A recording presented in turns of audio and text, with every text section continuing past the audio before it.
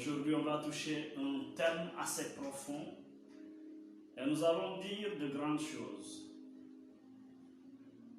qui vont nous permettre d'avancer davantage en eau profonde. Alors, tel que vous avez vu dans l'affiche, on a parlé de Apocalypse, le chapitre 4 au verset 6. Mais le thème, c'est les 4 premiers cavaliers de l'Apocalypse, ou bien les 4 premiers sceaux que le Seigneur Jésus-Christ a brisés. Voilà, qui sont des signes apocalyptiques. Ce sont ces éléments que nous allons essayer de décortiquer aujourd'hui. Marie-Lucienne Mendy, demeurez bénie. Alors si vous êtes prêts, nous allons y aller. Nous sommes déjà dans la présence de Dieu.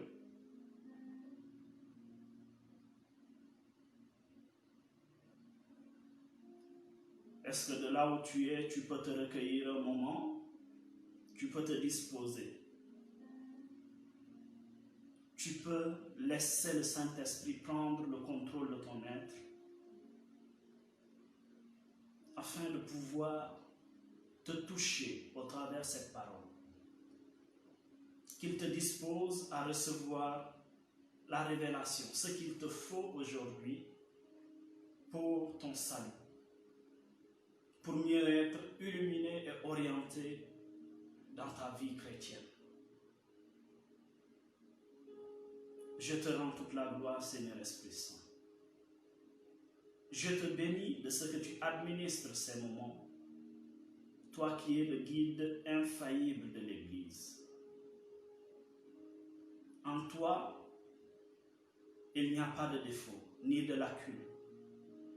Tu es excellent et parfait en tout ce que tu fais. Tu es omnipotent et omniprésent. Et tu visites déjà ces instruments que nous utilisons pour transmettre ta parole. Tu sécurises les lignes.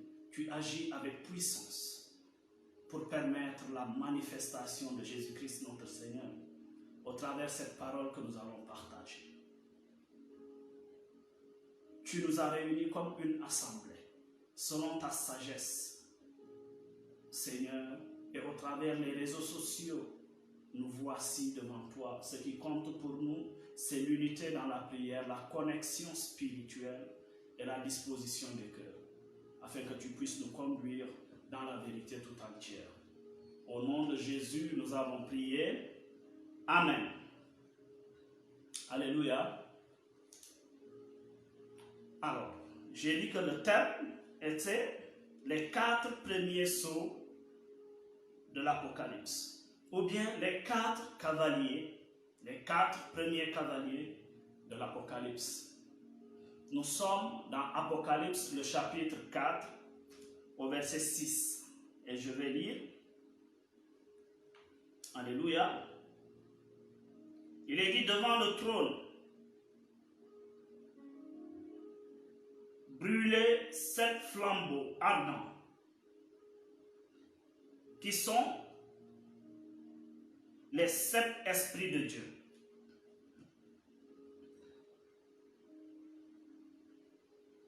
Devant le trône brûlé, excusez-moi, devant le trône brûlez 7 flambeaux. Ça c'est le verset 5 d'abord. Ardents, qui sont les 7 esprits de Dieu. Ensuite le verset 6. Devant le trône s'étendait comme une mer de verre. Alléluia. Transparente, comme du cristal. Au milieu du trône et tout autour se tenaient 4 êtres vivants, entièrement couverts d'yeux, devant et derrière.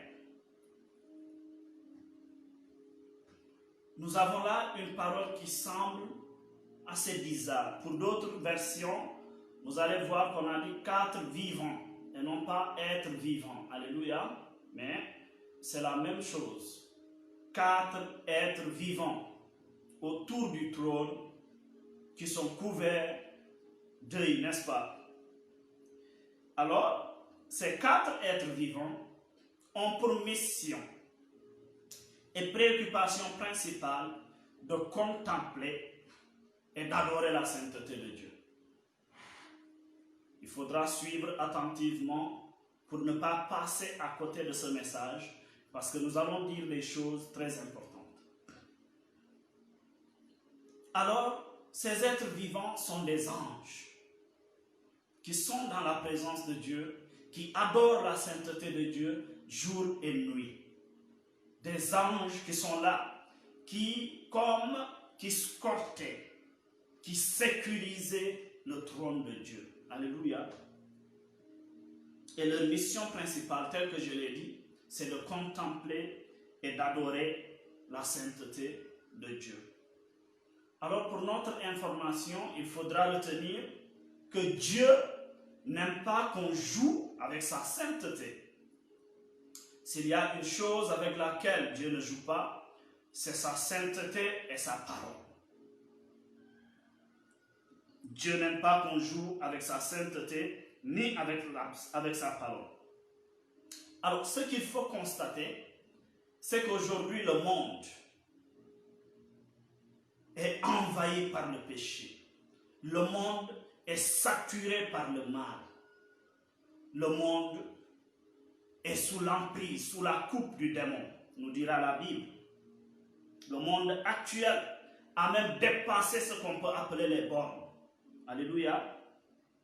À cause des abominations, le péché en abondance, les actes contre nature, la sorcellerie, la débauche, l'idolâtrie, le refus d'accepter et même d'obéir à la parole de Dieu. Les gens vivent comme ils veulent. Ils ne se font aucun souci de leur Créateur. Tantôt, c'est comme si le monde oubliait que tout ce que nous voyons a été créé, orchestré par un être suprême qui est. La Bible dit que par sa parole, il soutient l'univers. Il est digne d'adoration, digne de louange. Il est le Dieu 3 fois saint. Ces êtres vivants qui sont autour de lui, et même les autres anges que nous ne connaissons pas ou que nous connaissons, il faudra rappeler qu'ils sont des êtres sans péché. Alors ce maître suprême, qui est Jésus-Christ, est adoré par des êtres qui n'ont pas de péché. Mais le monde n'en fait aucun cas. Négligence totale. Alors ces 4 vivants, je vous rappelle qu'ils sont déjà à l'œuvre. Il faudra rappeler ça. Ils sont déjà à l'œuvre car ils interviennent quand les hommes jouent avec la sainteté de Dieu. Leur mission et leur préoccupation, c'est de contempler et d'adorer la sainteté de Dieu. Alors maintenant, quand on touche à la sainteté de Dieu, ce sont ces anges-là que le Seigneur déploie pour qu'ils accomplissent un service pour lui, pour Dieu. Alléluia. Alors ils sont déjà à l'œuvre. Et c'est ce que nous allons voir de manière progressive. Il nous faut beaucoup d'attention et de concentration pour comprendre aujourd'hui de quoi il s'agit. Alléluia. Nous allons avancer. Qu'on ne se trompe pas, car ce qui se passe actuellement est un jugement contre les nations. Cette situation désastreuse que le monde traverse, ces peurs, ces lamentations, ces crises, c'est un jugement contre les nations. Parce que l'homme, l'être humain, a dépassé les bornes. L'être humain est entré, n'est-ce pas, dans une vie qui ne glorifie pas ni n'honore son Créateur. Alors, ce qui se passe aujourd'hui est un jugement contre les nations, mais c'est une mise en garde. N'est-ce pas? C'est une manière d'éveiller et d'alerter l'Église. Alléluia. C'est une mise en garde pour nous les chrétiens et pour l'Église. C'est très important. C'est un fort appel à la repentance, à l'éveil et à une véritable conversion. Ce qui se passe là, c'est un appel très fort à la repentance, à l'éveil, n'est-ce pas, et à une conversion véritable et durable. Le Seigneur voudrait que nous revenions à lui. Et c'est ce qui se passe parce que même les gens qui n'avaient pas l'habitude de prier, qui n'accordaient pas du temps à leur Créateur, ont commencé à comprendre, et nous bénissons Dieu pour sa action de grâce. Si les âmes sont touchées à cause de cette pandémie, et qu'ils reviennent à notre Seigneur Jésus-Christ. Alléluia. Il ne faut pas oublier que les ténèbres sont déjà à l'œuvre. L'Antichrist est déjà à l'œuvre. Et cela, nous allons le retrouver dans 1 Jean, le chapitre 2. D'abord, au verset 18. 1 Jean, le chapitre 2, au verset 18. Ensuite, nous allons aller au verset, n'est-ce pas, 22. C'est bon? 1 Jean, chapitre 2, verset 18. Je vais lire. Il est dit, écoutons très bien. Mes enfants, la dernière heure a commencé. C'est l'apôtre Jean qui disait ça il y a de cela pratiquement 2000 ans. Alléluia. Alors je disais qu'il ne faut pas qu'on se trompe. Il faut qu'on sache dans quel moment nous sommes et combien les temps sont graves. Mes enfants, la dernière heure a commencé. Vous avez appris que l'Antichrist doit venir. Alléluia. Or, dès à présent, beaucoup d'antichrists sont là. Voilà pourquoi nous savons que nous sommes entrés dans la dernière heure. Jean dit que beaucoup d'antichrists sont déjà là. Et voilà pourquoi nous devons savoir, l'enfant de Dieu, l'être humain est tenu d'obligation de savoir qu'il est déjà entré dans ce qu'on appelle la dernière heure. L'Antichrist, c'est celui qui nie que Jésus est Seigneur. On va arriver là-bas.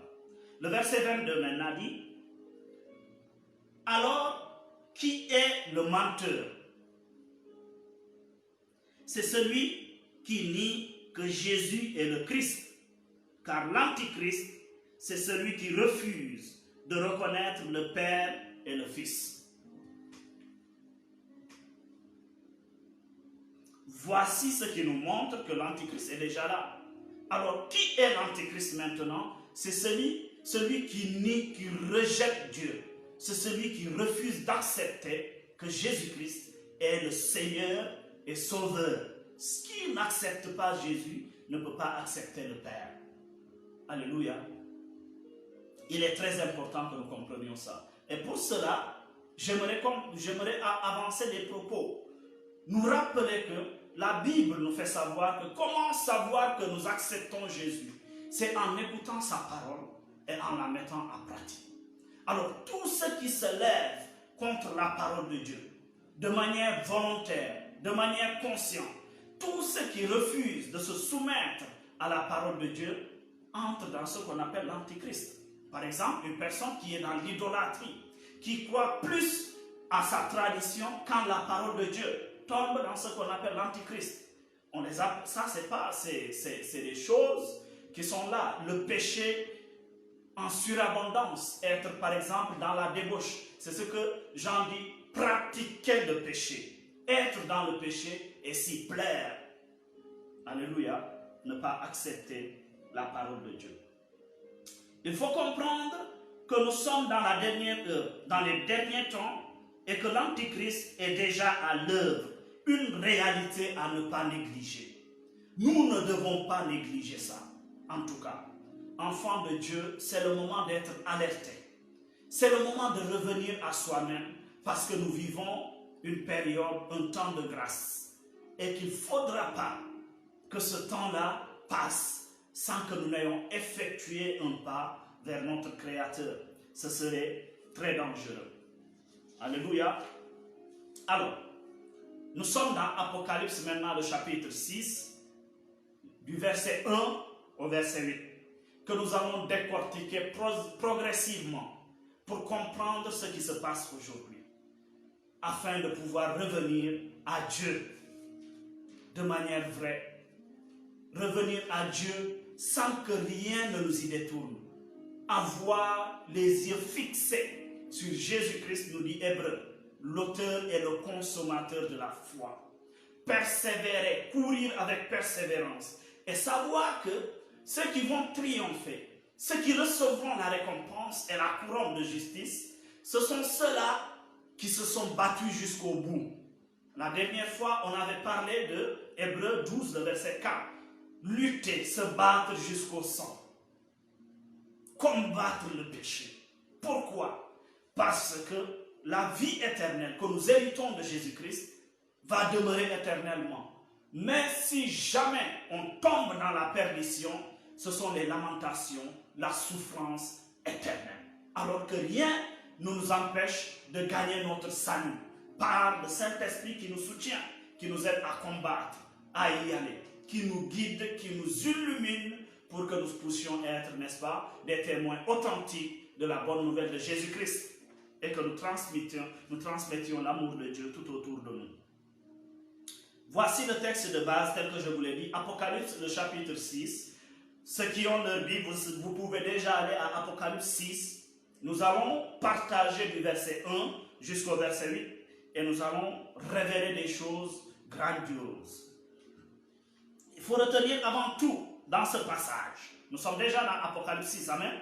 Il faut retenir avant tout que ce sont les 4 vivants de Apocalypse, le chapitre 4 au verset 6, qui appellent, et ce n'est pas Jean qu'ils appellent, non. Quand ils disent viens, nous allons arriver là. Ils n'appellent pas Jean, non. Vous allez voir, ils appellent des esprits qui seront libérés pour juger l'humanité à cause du péché qui abonde. Alléluia. Il faudra bien se concentrer pour comprendre ce que je vais développer.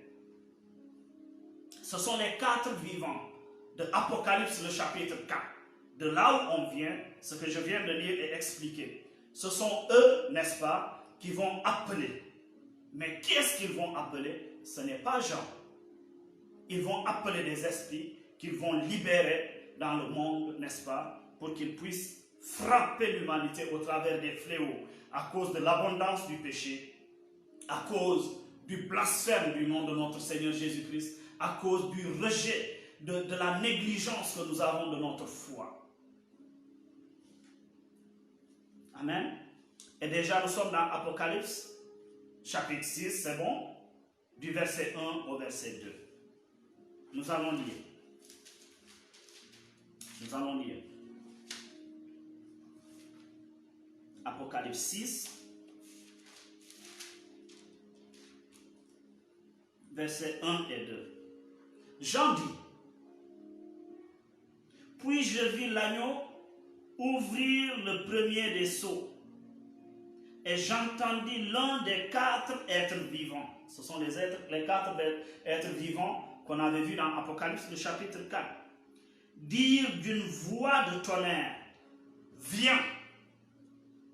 Alléluia. Le verset 2 dit, et je vis venir un cheval blanc. Son cavalier était armé d'un arc. Une couronne lui fut donnée et il partit en vainqueur et pour vaincre. Il faut beaucoup d'attention pour comprendre ceci. Ici, il s'agit de l'Antéchrist qui a été libéré pour effectuer un jugement sur le monde. Il s'agit de l'Antéchrist. Il ne s'agit pas de Jésus-Christ. Parce que d'ailleurs, on dit que puis je vis l'agneau ouvrir le premier, n'est-ce pas, des 7 sceaux. Donc, si l'agneau ouvre le premier des 7 sceaux, déjà, on nous montre que l'agneau a des sceaux. Et quand il ouvre et que l'ange appelle, ce n'est pas l'agneau qu'il appelle. Il ne faut pas qu'on se trompe dessus. Mais puisque l'Antichrist va tellement imiter le Seigneur Jésus-Christ, il va venir avec un cheval blanc et une couronne et il va venir en vainqueur. Alléluia. Il va venir en vainqueur. C'est très important. C'est l'Antichrist. Il copie toujours le Seigneur et séduit les nations en comparaison avec Apocalypse, le chapitre 19, les versets 11 au verset 16 par exemple. Là, c'est Jésus On va voir la différence. Apocalypse chapitre 19, 11 à 16 nous dit quoi? On va prendre le temps de lire tout ça pour mieux comprendre. Il est dit là-dessus, je vis le ciel ouvert, et voici il y avait un cheval blanc, comme un cheval blanc dans Apocalypse 6. Il est dit, son cavalier s'appelle fidèle et véritable. Ça, c'est Jésus. Il juge avec équité. Il combat pour la justice. Verset 12. Ses yeux sont flamboients comme une flamme ardente. Sa tête est couronnée de nombreux diadèmes, n'est-ce pas? Il porte un nom gravé qu'il est seul à connaître. Verset 13. Il est vêtu d'un manteau trempé de sang. Il s'appelle la parole de Dieu. Les armées célestes, vêtues de lin blanc et pur, le suivent sur des cheveux blancs. De sa bouche sort une épée aiguisée pour frapper les nations. Alléluia. C'est lui qui sera le berger, car il les dirigera avec un cep de fer. Il va aussi écraser lui-même le raisin dans le pressoir à vin de l'ardente colère du Dieu Tout-Puissant. Il est dit, le verset 16, sur son manteau et sur sa cuisse est inscrit un titre, Roi des rois, Seigneur des seigneurs. Alors ici, c'est Jésus que nous avons.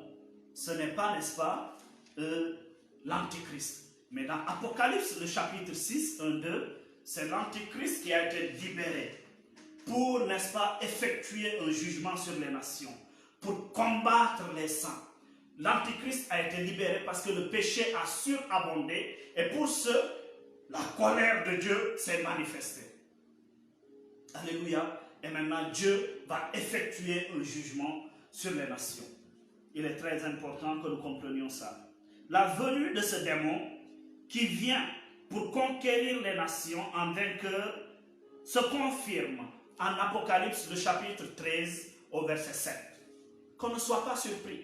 La Bible a tout dit. Nous allons partir de la parole de Dieu et revenir à la parole pour mieux comprendre ce que nous allons développer. Apocalypse 13, verset 7. Il est dit, il lui fit permis de faire la guerre à ceux qui appartiennent à Dieu et de les vaincre. Alléluia. Elle reçut, la bête, autorité sur tout le peuple. La bête, c'est le premier cavalier de Apocalypse, le chapitre 6. C'est lui qui a été libéré pour conquérir les nations, pour vaincre. Pourquoi il a eu cette autorité, ce pouvoir de vaincre? Parce que le monde est tombé dans le péché en surabondance. Le monde a dépassé les bornes. L'être humain veut maintenant prendre la place de Dieu et s'imposer pour détruire la nature dont il n'est pas l'auteur à sa propre guise. Alors pour cela, la colère de Dieu va se manifester. Nous comprenons ça. Voici le premier cavalier de Apocalypse qui correspond au premier sceau qui a été brisé par l'agneau. Ensuite, nous sommes dans Apocalypse, le chapitre 6 toujours, le verset 3 et le verset 4. On va parler du deuxième sceau et du deuxième cavalier. Le verset 3. On dit, quand l'agneau ouvrit le deuxième sceau, j'entendis le deuxième être vivant dire, viens. Encore il n'appelle pas Jésus, il n'appelle pas Jean. Un autre cheval sortit, il était rouge-feu. Son cavalier reçut le pouvoir de bannir la paix de la terre pour que les hommes s'entretuent et une grande épée lui fut donnée. Ce deuxième cavalier d'Apocalypse, le chapitre 6, est venu pour arracher la paix du monde. C'est lui l'auteur de toutes ces tueries et de ces guerres que nous voyons. C'est très important. Il est à l'auteur des guerres, il est à l'auteur des tueries, des attentats, il est à l'auteur, n'est-ce pas, du terrorisme et de tout ce qui se passe. Il n'agit pas lui-même, mais il utilise des hommes, des personnes, au travers des conflits et autres, qu'il manipule à sa propre guise, qu'il enorgueillit pour que les hommes puissent se détruire, s'entretuer eux-mêmes. Alléluia. Voici le rôle de ce deuxième cavalier. Il a pour rôle de bannir la paix sur la terre. Il a pour rôle d'arracher la paix et d'apporter la guerre, d'apporter le terrorisme, d'apporter les tueries et tout ça. Ça, c'est le deuxième cavalier qui agit de la sorte. Alléluia. Apocalypse maintenant, le chapitre 6 toujours, les versets 5 et 6. Nous allons avancer. Le troisième cavalier. On va lire. Il dit, quand l'agneau ouvrit le troisième sceau, j'entendis le troisième être vivant dire, viens encore. Et je vis venir un cheval noir. Son cavalier tenait une balance dans la main, et j'entendis comme une voix venant du milieu des quatre êtres vivants. Elle disait, 1 litre de blé au prix d'une journée de travail, et 3 litres d'orge pour le même prix. Quant à l'huile et au vin, épargnez-les. Alléluia. Ça va sembler bizarre, mais nous allons comprendre tout ça aujourd'hui par le Saint-Esprit. Alors, le troisième cavalier noir apporte la famine et des crises économiques. Il a pour rôle principal de déstabiliser l'économie sur laquelle les puissances se fient, les grandes nations.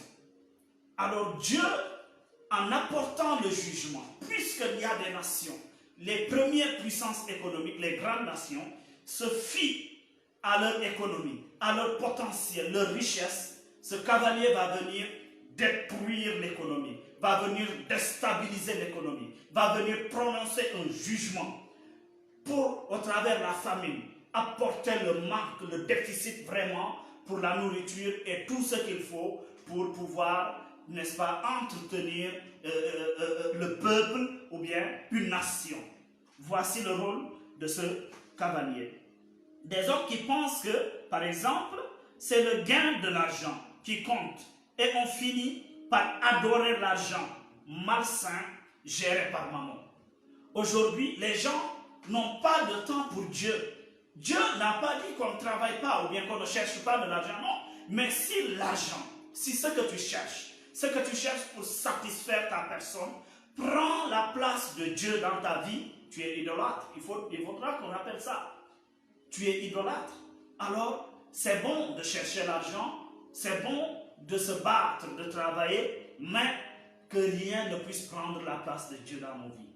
Alors, puisque le monde est plutôt orienté à ça, gagner de l'argent à tout prix et n'importe comment, quels qu'en soient les moyens qu'on utilise pour gagner de l'argent, souvent c'est la fin qui justifie nos moyens. Alors ça, ce n'est pas solide, ce n'est pas une hypothèse qui soit valable selon la parole de Dieu.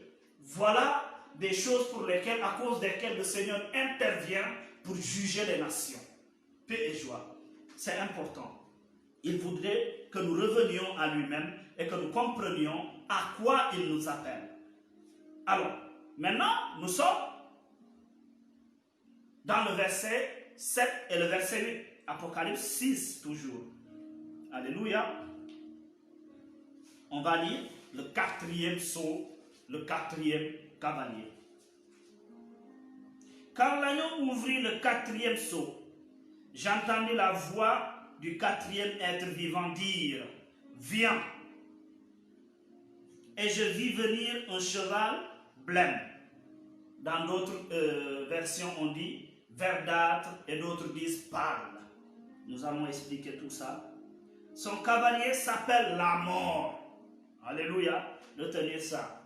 Il est verdâtre, ou bien d'autres versions blême, ou bien pâle. Son cavalier s'appelle la mort. Retenez ça aussi.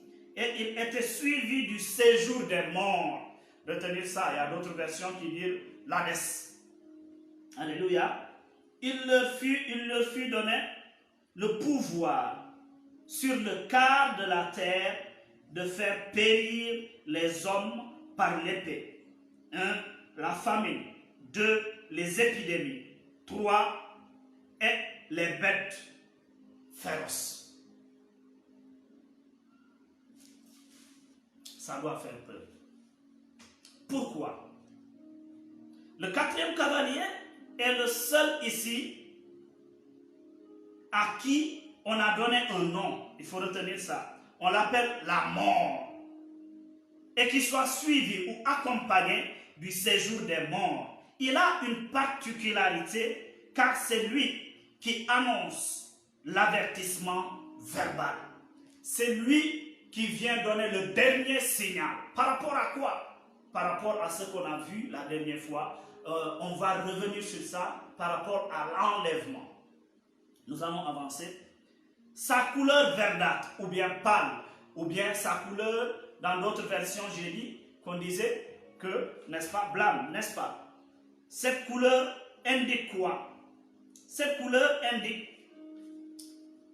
la mort. Quand nous prenons un cadavre que nous exposons pendant quelques jours, avant qu'il ne se décompose, vous allez voir comment sa couleur va commencer à changer. Alors, ça indique la mission de ce cavalier, de ce démon qui a été relâché pour juger les nations. Il est venu frapper au travers la mort. Il est venu apporter, prononcer un jugement très sévère. Alléluia. On va avancer. Alors, j'ai dit que sa couleur verdâtre ou pâle, dans d'autres versions, indique l'état de la couleur d'un cadavre avant sa décomposition.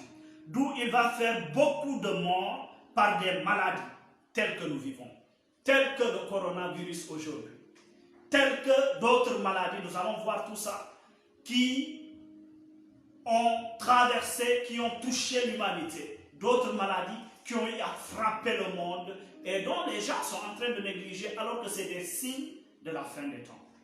C'est des signes, n'est-ce pas, du retour, autant pour moi, de Jésus-Christ au travers de sa deuxième venue qu'on appelle, n'est-ce pas, l'enlèvement.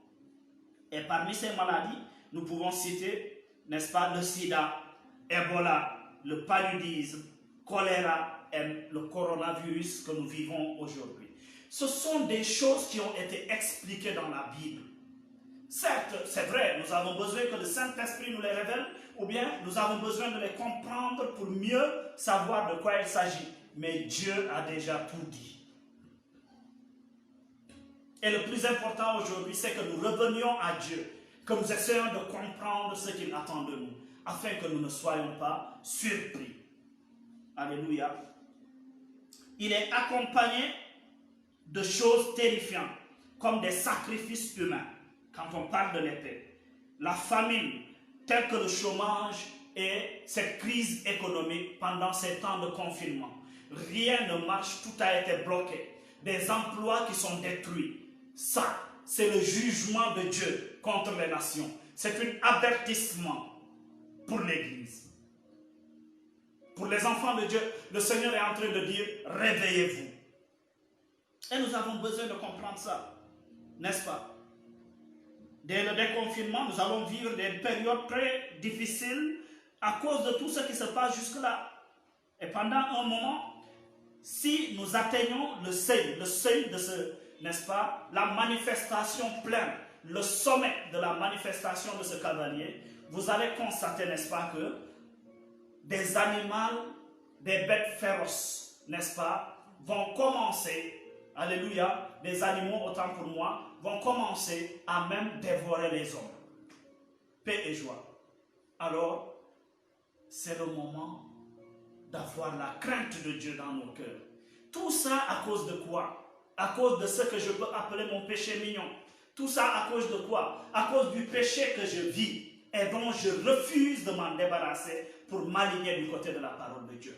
Si nous rassemblons nos imperfections, ceux qui sont dans les pratiques abominables, telles que l'homosexualité, j'en passe, l'idolâtrie, les sacrifices humains, toutes ces choses qui ont suscité la colère de Dieu.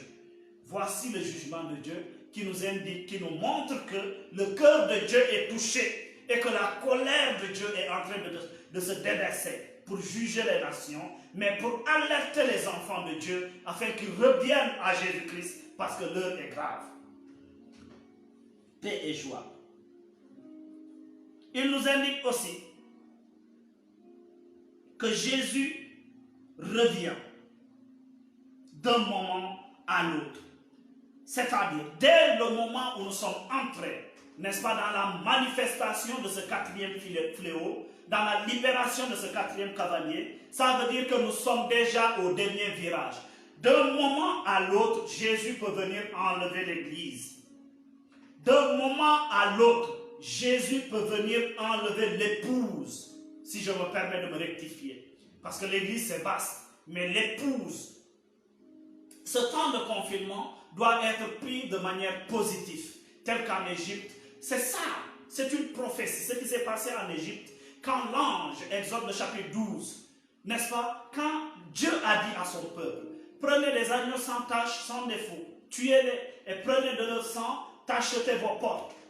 L'ange de la mort passera la nuit, traversera le pays d'Égypte à minuit, au milieu de la nuit, pour frapper de mort tous les premiers-nés d'Égypte. C'est ce qui est en train de se passer aujourd'hui. Dieu nous a envoyés en confinement, afin que nous puissions tisser une relation profonde avec lui, que nous apprenions à l'écouter, que nous ne le servions plus que dans le public. Mais Dieu s'intéresse à notre cœur. J'ai l'habitude de le dire. Dieu a besoin de notre salut d'abord. Parce qu'on ne peut pas transmettre un salut qu'on n'a pas reçu. Ça, ce n'est pas du fruit qui demeure. Dieu dira dans sa parole, il dit, tout arbre qui ne portera pas de fruit sera coupé et jeté au feu. Tout arbre qui porte du fruit sera émondé, bien retaillé, n'est-ce pas, pour qu'il porte encore du fruit, un fruit meilleur et un fruit qui demeure. C'est très important que nous comprenions ces choses et que nous allions en eau profonde dans notre vie de sanctification et notre communion avec le Dieu, avec notre Dieu, avec Jésus-Christ de Nazareth. Ces fléaux ne peuvent pas atteindre, n'est-ce pas, leur seuil avant le retour de Jésus, car c'est le Saint-Esprit, avec la présence de l'épouse, qui retient beaucoup de choses. Alors, tant que ces gens qui se sanctifient, ces gens qui ont donné leur vie à Dieu, qui se battent nuit et jour pour plaire à Dieu, sont là. Le Saint-Esprit est là. Il y a l'onction et c'est cela qui bloque la manifestation pleine de ces 4 fléaux. Mais une fois que l'enlèvement sera effectué, c'est comme si le monde des ténèbres se serait déchaîné dans l'Église, les chrétiens. Ceux qui vont rester, ceux qui vont rater l'enlèvement, ils vont obtenir le salut au travers les œuvres. Ce n'est plus la grâce. Tu vas te battre jusqu'à la mort. C'est-à-dire, tu vas marcher sur la rue. Tu dis, Jésus est Seigneur, on te décapite.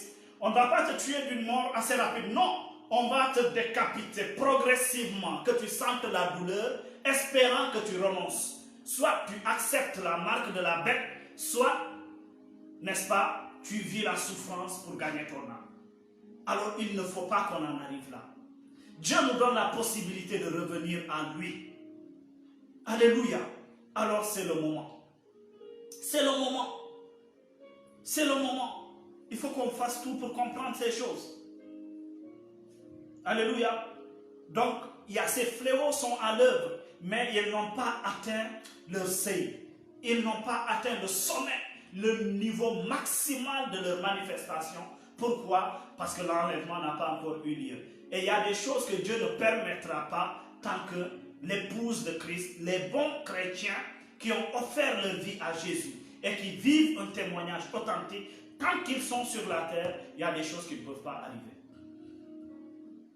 Mais ça, ce sont des signes que le Seigneur nous montre afin de nous ramener à la raison, de nous alerter pour que nous puissions faire attention et que nous orientons nos pensées, que nous donnons notre cœur à Jésus-Christ. Parce qu'il n'a pas besoin d'une place dans nos cœurs, il a besoin de toute la place. Il y a une seule place dans notre cœur et elle est à Jésus.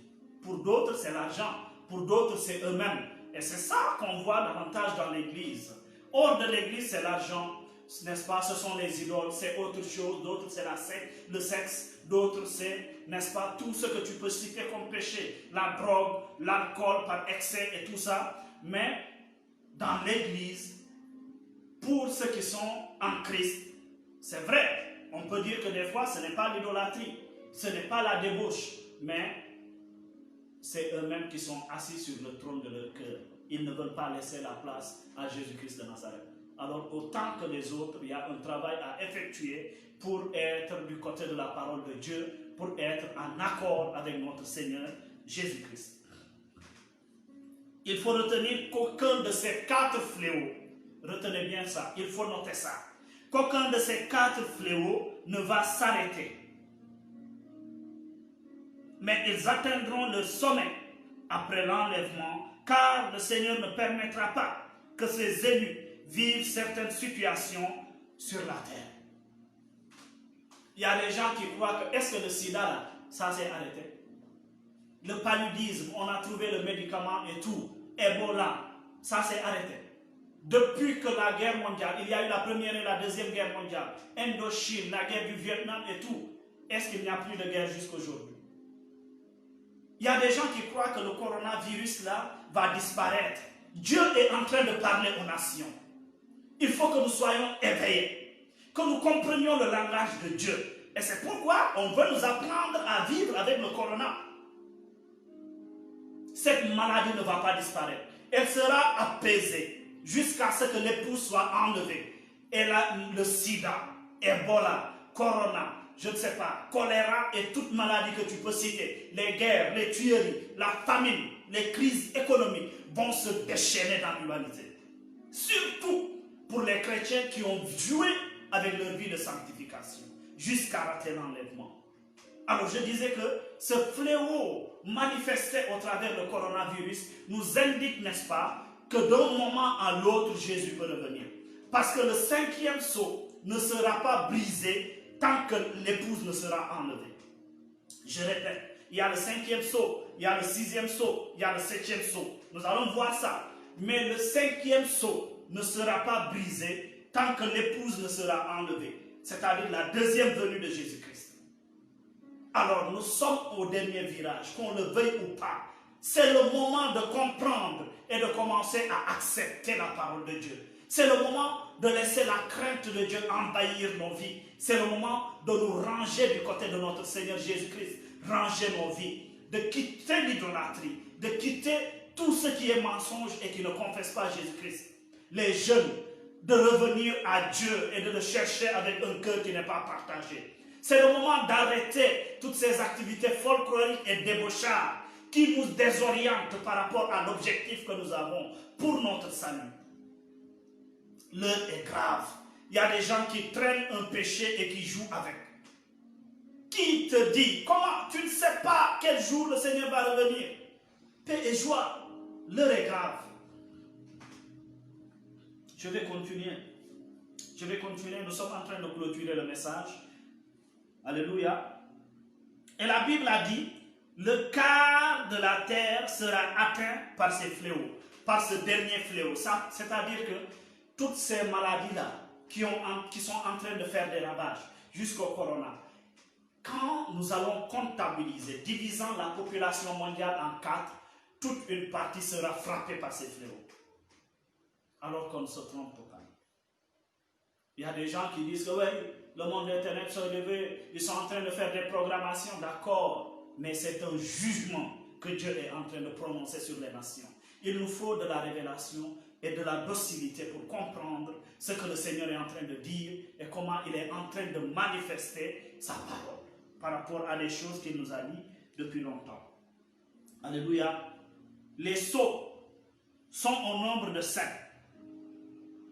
Et il est important de savoir que ceux qui restent sont plus terrifiants que ceux qu'on a déjà traversés. Les sceaux qui restent, le 5e sceau, dont je vous dis qu'il ne sera brisé qu'après l'enlèvement de l'épouse, est plus terrifiant que ce qui se passe aujourd'hui avec les attentats, avec le coronavirus, avec la famine, les crises économiques, les maladies, avec tout ça, les catastrophes naturelles. paix et joie. Alors c'est le moment d'offrir notre cœur à Dieu. C'est le moment de revenir à notre Seigneur Jésus-Christ. C'est le moment, n'est-ce pas, de nous laisser conduire par le Saint-Esprit pendant qu'il est encore possible. Aujourd'hui, nous avons la grâce de Dieu qui nous soutient. Nous avons expliqué, parlé depuis la repentance. C'est pourquoi nous allons y aller pas à pas. Alléluia. Je reçois des questions qui sont un peu avancées par rapport à ce que nous faisons. Des questions qui nous basculent dans les thèmes que nous allons voir dans l'avenir. Ne vous pressez pas, on va y aller pas à pas. Ce qui compte, ce qui est le plus important, c'est l'endurance. Mais retenons que l'heure est grave. Et chaque enseignement doit être mis en pratique dès maintenant, afin de ne pas traîner, afin de ne pas passer à côté de notre salut. Jésus revient. Jésus revient, mon frère, ma soeur. Alors ces fléaux ne vont pas s'arrêter. Nous allons vivre avec, mais ils seront maîtrisés et comme calmés pendant un moment. Mais chaque fléau, ils vont travailler ensemble. Le terrorisme, les guerres vont continuer. Les crises économiques vont continuer. Alléluia. Le péché va continuer parce qu'il y a des gens qui vont refuser, quoi qu'il arrive, de donner leur vie à Jésus. N'est-ce pas? Les épidémies, la famine, tout ça va continuer. Et pour le moment, cela est maîtrisé à cause de l'onction qui est dans la vie de certains serviteurs de Dieu, à cause de l'église qui est présente au travers de l'épouse qui sera enlevée. Mais quand l'enlèvement aura lieu, il n'y aura pas le Saint-Esprit qui va retenir, n'est-ce pas, le mal. Et que la puissance des ténèbres va se déchaîner pour commencer à exterminer les chrétiens. Et ça, nous allons voir ça quand nous reviendrons sur ce qu'on appelle l'enlèvement. Alors, je sens que le Seigneur est en train de toucher beaucoup de cœurs et je nous invite seulement à faire cette prière avec moi. Vous allez voir que je n'ai pas l'habitude de faire une intercession ou de prier. Nous sommes avec la parole parce que nous croyons fermement que c'est elle qui est capable de nous transformer et de nous booster vers la maturité. Aujourd'hui, nous allons prier. Nous allons nous ouvrir à Dieu afin que cette parole puisse susciter en nous la crainte et nous donner les forces qu'il faut pour nous accrocher à la parole de Dieu.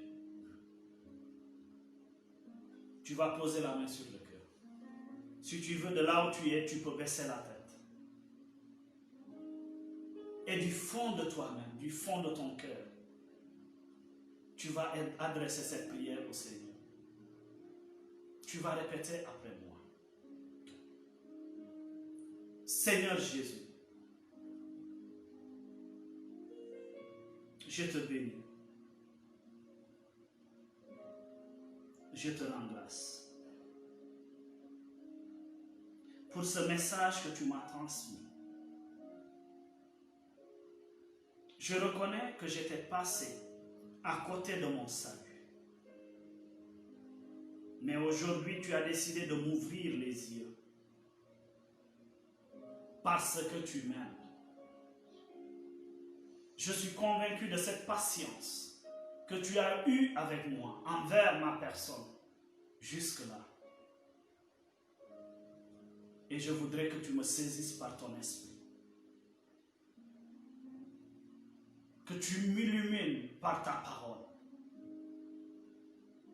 Que tu m'alertes, garde-moi éveillé, afin que je ne vive que pour le bien.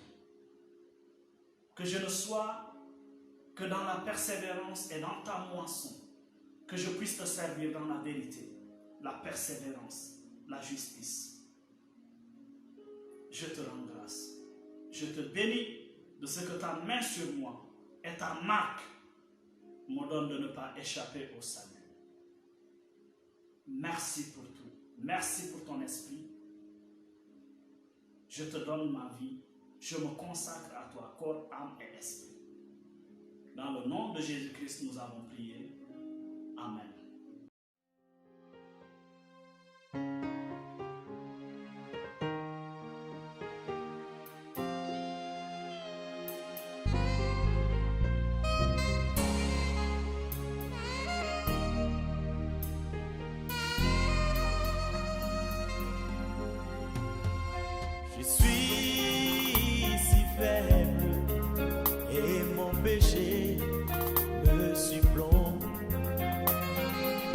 ta